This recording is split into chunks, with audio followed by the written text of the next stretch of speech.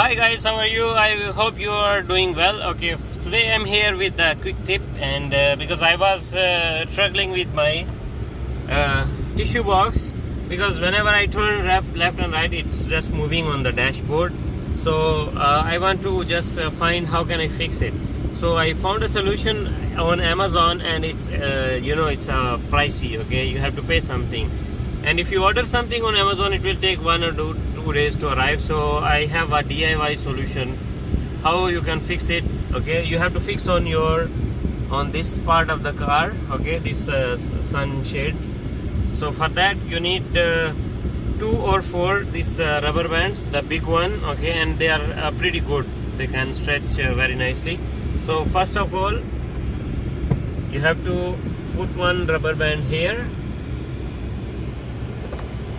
First we are going to try with 2, and then we will try with the 4. So just bring it here, pull it nice and tight, and the other one, boom. So that's it. So for example, if you want to just the one passenger who is sitting here and he wants to just cover, he can cover like this.